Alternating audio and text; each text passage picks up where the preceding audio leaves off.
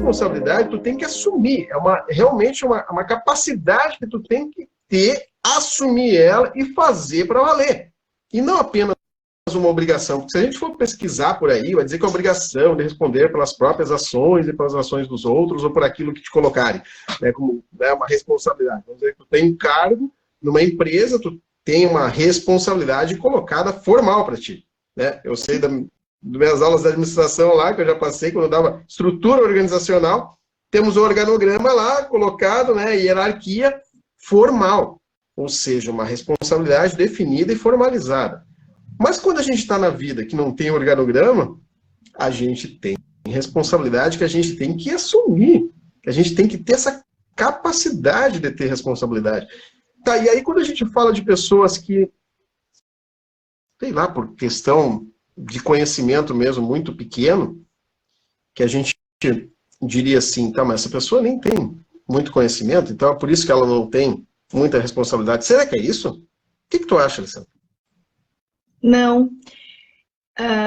No meu entendimento, desde criança, as crianças precisam ter responsabilidades, né? Então, vem da criação, vem daquela rotina que a gente organiza para a criança, ela precisa saber que tal horário ela vai fazer tal atividade.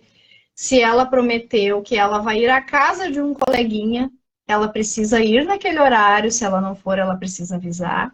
Então, começa desde a infância, com os recursos que se tem naquele momento. A responsabilidade, ela vai de tu ter empatia com o próximo, se colocar no lugar do outro e pensar, e se fosse comigo?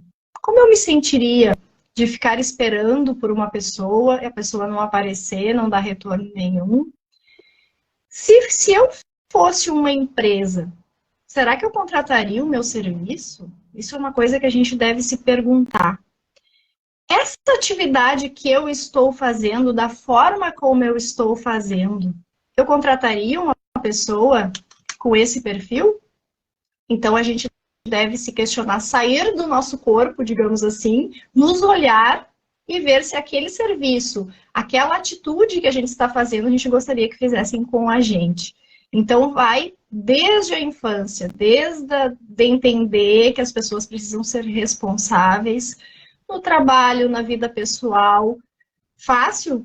Não é. A gente sabe que não, né? Mas a gente precisa ter essa famosa empatia.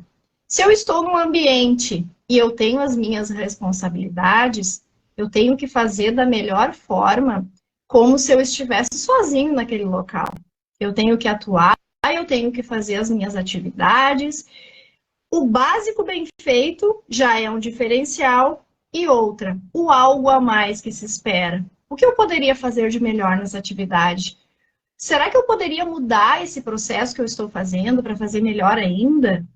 No momento que você faz isso, não é só para impressionar outra pessoa, é para se impressionar, saber que você é capaz, ir atrás, buscar conhecimento, como eu poderia melhorar.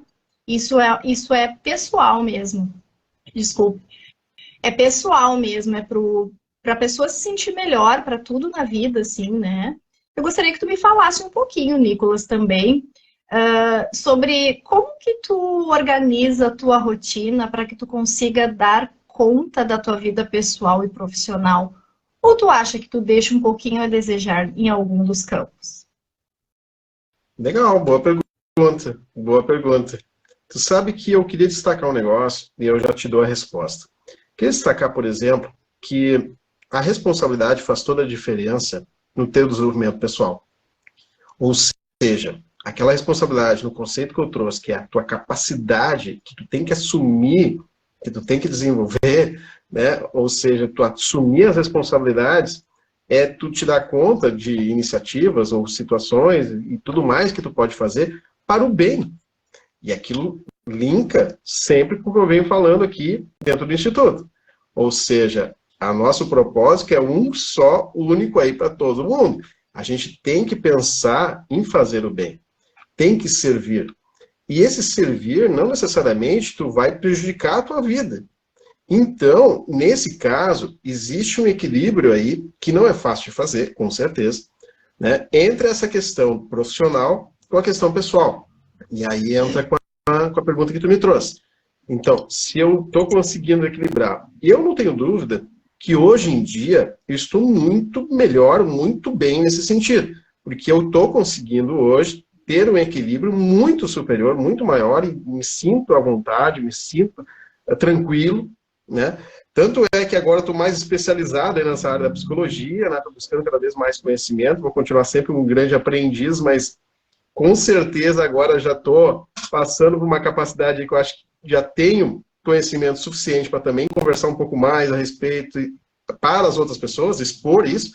E aí, nesse caso, o que eu quero dizer com isso é o seguinte: a gente tem que entender que se a gente procurar fazer o que a gente tem que colocar corretamente no nosso cérebro aqui, né? No nosso cérebro tem que trazer coisas realmente construtivas, coisas boas. Se a gente está fazendo a nossa atividade profissional, em algum momento a gente se depara com algum imprevisto, com alguma coisa ruim, e que a gente vai ser impactado por isso, aí vem a questão da inteligência emocional, né? Ou seja, as nossas emoções vão aflorar ali, elas são naturais do ser humano, então elas vão surgir de uma forma desconcertante. Só que daí, depois da emoção, nós temos logo o pensamento, no sentido do sentimento, inclusive.